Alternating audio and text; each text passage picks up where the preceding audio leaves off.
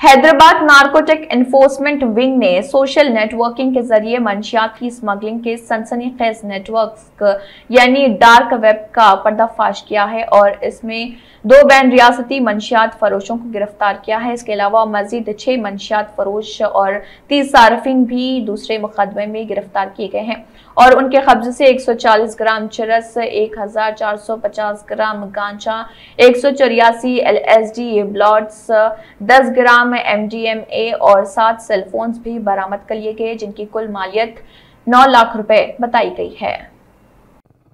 3 ban रियासत गिरोहों को पकड़ा गया है। ये डार्क वेब के जरिए नारकोटिक ड्रग्स को बेच रहे हैं। इनको हमारे हैदराबाद नारकोटिक्स एनफोर्समेंट विंग वाले बहुत ही डीप इन्वेस्टिगेशन करके बहुत गहरी तहकीकात उन्होंने किया और मुश्किलें उनको सामने आई। उसके बाद भी वो लोग उनको अक्यूज़ को पकड़ के लेके आए हैं।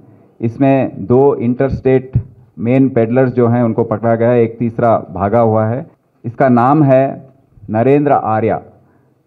ये गोवा का रहने वाला है।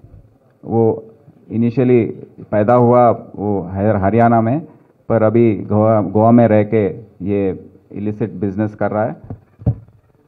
वो 1 साल से वहाँ रह कर डार्क वेब के ज़रिए क्रिप्टो करेंसी के पेमेंट के ज़रिए ये नेटवर्क्स को चला रहा है। हिडन ऐप्स की मदद से कंज्यूमर्स जो हैं, जिसको भी हमने पकड़ा है, वो सब लोग पढ़े लिखे हैं, पैसे जिसके पास हैं, जो रिच फैमिलीज़ हैं, अमीर लोग हैं, उनके बच्चे हैं और उनको पता है कि डार्क वेब में कैसे ये काम कर सकते हैं। तो ये 6 ड्रग पेडलर्स जो हमारे ये दोनों के द्वारा जो 6 लोगों को हमने पकड़ा है, उनके नाम हैं उत्कर्ष उमंग, अब्दुल्ला खान और साहिल शर्मा। ये तीनों BBA पढ़ने वाले स्टूडेंट्स हैं और क्लासमेट्स हैं और ये लोग 5 स्टार होटल्स में यहाँ पर ऐसे जगहों पर ये कार्रवाई कर रहे हैं, जो ड्रग्स कंज्यूम करने का और बेचने का भी। तो ये केस के द्वारा और 30 लोगों को, जो स्टूडेंट्स हैं, सॉफ्टवेयर एम्प्लॉयज़ हैं, उनको भी पकड़ा गया है और आज उनको हमने आइडेंटिफाई किया है। हमारे FIRs में हमने बुक किया है और उनके माँ बाप को भी हम बताने वाले हैं कि ऐसा है और उनका रिहैबिलिटेशन का प्रोसेस शुरू करेंगे।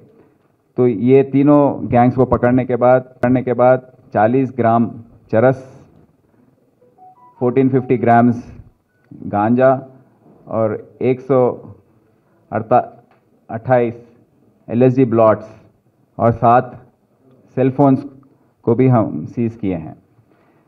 इसमें नोट करने वाली बात यह है कि विकर मी ऐप जो है, वो मैसेंजर ऐप है। वो उसके द्वारा डार्क वेब में एंटर होने के बाद जो नारकोटिक ड्रग उनको ज़रूरत है, उसको वो ऑर्डर कर सकते हैं। उसको ऑर्डर प्लेस करने के बाद इसका पेमेंट भी बिटकॉइंस, क्रिप्टो करेंसी के बिटकॉइंस द्वारा इसको पे करना होता है। तो बाइनेंस और वजीरेक्स, ये जो क्रिप्टो करेंसीज को वो मान रहे हैं और उसके द्वारा पेमेंट होने के बाद ये कोरियर के द्वारा इसको भेजा जाता है। कोरियर्स में मैं माँ बाप सबको बताना चाहता हूँ कि कोरियर जो घर आपके आता है, आपको अगर थोड़ा भी डाउट है कि आपके बच्चे क्या कर रहे हैं, तो मैं सबसे गुजारिश करता हूँ माँ बाप से कि आप अब से कोरियर्स को खोलकर देखें, क्योंकि ऐसा कोरियर आ सकता है आपके घर पे, एक एनवेलप, और ये ऐसा हो सकता है उसमें कुछ कम्युनिकेशन और अंदर कहीं छुपा हुआ होगा ये ड्रग। तो ये डार्क वेब के द्वारा जो ट्रांजैक्शंस हो रहे हैं वो ऐसे हो रहे हैं और आपके पास अगर बॉक्सेस कुछ आए उसमें भी छुपा हो सकता है। तो ये कोरियर्स को आप मैं गुजारिश करता हूं कि आप सब उसको देखें। और ये विक्रमी ऐप के द्वारा ये पेमेंट होने के बाद ये ऐसे डिलीवरी हो जाता है, तो इसको हम थोड़े कंज्यूमर्स हमको यहाँ पर उनको आइडेंटिफाई किए थे। करने के बाद होली शॉप आईडी से एक हमको आईडी हमने उसको पहचाना और बहुत गहरी तहकीकात करने के बाद ये पता लगा कि होली शॉप एक आईडी है, उसके पीछे एक्चुअल आदमी है नरेंद्र आर्या। ये गोवा में रहने वाला है और 1 साल से ये काम कर रहा है। दूसरा ट्रिमिनेटर फरहान मोहम्मद अंसारी, इसका एक्चुअल नाम है, ये ट्रिमिनेटर आईडी से बेच रहा है। और एक है जम्बाड़ा कार्टेल, उसका जो मुजरिम है अब तक मिला नहीं है हमको और हम उसको जल्द में पकड़ेंगे। दूसरा ट्रिमिनेटर फरहान मोहम्मद अंसारी, इसका एक्चुअल नाम है, ये ट्रिमिनेटर आईडी से बेच रहा है। और एक है जम्बाड़ा कार्टेल, उसका जो मुजरिम है अब तक मिला नहीं है हमको और हम उसको जल्द में पकड़ेंगे। ये पूरे देश में इनके कंज्यूमर्स हैं, 450 से लेके 150 कंज्यूमर्स तक एक एक मेंटेन कर रहे हैं और 30 लाख से लेके 15 लाख तक इनके ट्रांजैक्शंस आज तक हुए हैं। तो ये पहली बार है जब नारकोटिक्स एनफोर्समेंट विंग वालों ने डार्क वेब के ज़रिए उसमें कैसे ड्रग्स बेच रहे हैं उसको बस्ट किया है और इतने लोगों को पकड़ लिया गया। नारकोटिक्स जब हमारे वज़ीर आला ने ये मीटिंग लगाकर हमको बताया, आदेश दिया था केसीआर साहब कि हैदराबाद शहर या तेलंगाना रियासत में ड्रग्स बेचने और सप्लाई करने का कोई काम धंधा नहीं होना चाहिए। जब से हमने narcotics enforcement wing of Hyderabad उसको स्टार्ट किया था, उसके बाद काफ़ी ये 8 महीने में इन्होंने अच्छे अच्छे रिजल्ट्स हमको दिए हैं।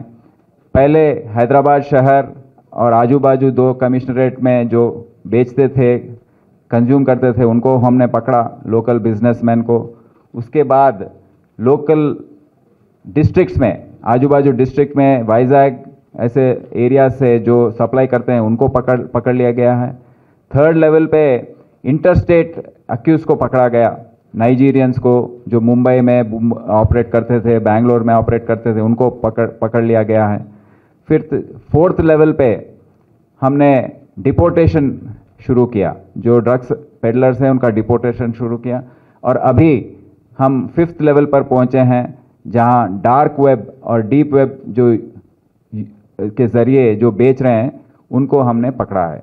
तो बहुत अच्छा प्रोग्रेस है। आज तक 58 केसेस एंड 285 अक्यूज्ड को नारकोटिक्स एनफोर्समेंट विंग ने पुलिस स्टेशंस में उनको हैंडओवर किया है और बहुत अच्छा काम हुआ है अब तक। और कहने वाली बात यह है कि गोवा में हमने जिनको पकड़ा है, हफीज़ रामलान, नवनीत अनूप, प्रीतिश, नारायण बोरकर, नरेंद्र आर्या, फरहान, ऐसे जो गोवा, पूना, नारायण बोरकर, नरेंद्र आर्या, फरहान, ऐसे जो गोवा, पूना, बैंगलोर, दिल्ली से पकड़े हैं दूसरे रियासतों से, उनका बयान हुआ है ऐसे आर्टिकल में। गोवा में एक ऐसा उनका वहाँ का हेरल्ड पेपर जो है सबसे पॉपुलर पेपर है, उसमें लिखा गया है कि गोवा एडमिनिस्ट्रेशन क्या कर रहा है। हैदराबाद से HNU टीम आकर सबको पकड़ के जा रहा है, पर यहाँ पर लोकल पुलिस सो रही है। तो लोकल वहाँ के चीफ मिनिस्टर साहब को भी ये उन्होंने लिखा है कि क्या है आपका स्टैंड इस पे, क्योंकि वहाँ पर कुछ एक केस हुआ था ये बीच, कोई सोनाली फोगट नाम की एक औरत ड्रग्स कंज्यूम करके मर गई और उसके बाद ये हलचल वहाँ पर हो रहा है। तो इसके द्वारा हमको पता लगता है कि HNU का काम काफ़ी अच्छा है। और इसके जो कंज्यूमर्स हमको आइडेंटिफाई होते हैं, जो अक्यूज पेडलर्स आइडेंटिफाई होते हैं, हम के उनको बस जेल भेजना, उसके बाद हम भूल जाना, ये नहीं किए हैं। वो रिहैबिलिटेशन प्रोसेस बहुत ही इसमें उसका काफ़ी इम्पोर्टेंस है।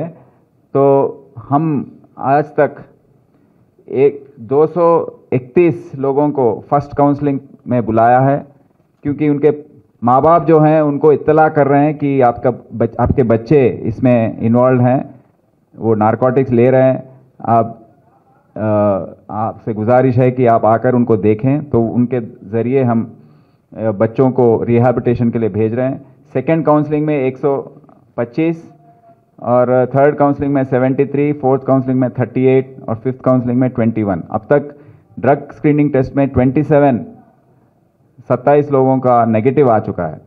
तो हम पहले इनको 27 एनडीपीएस एक्ट में बुक कर रहे हैं। उसके बाद अगर ये पूरा टेस्ट होने के बाद अगर इनका नेगेटिव आ गया और ये सुधर गए हैं, उसके बाद हम उनको चार्जशीट से निकालेंगे। बट अभी उनके बच्चों को, उनके माँ बाप को, सबको बता रहे हैं कि ये जो रिहैबिलिटेशन प्रोसेस है बहुत ही इसका अहम है और आप इसमें कोऑपरेट कीजिए। Asha group, phoenix rehab services, Amrita foundation और इंस्टीट्यूट ऑफ मेंटल हेल्थ के द्वारा ये कार्यक्रम चल रहा है। हम आपके शुक्रगुजार हैं कि आप अपने अब तक कोऑपरेट किया और इतने लोगों को हम बचा सके हैं ड्रग के ये मेनस से।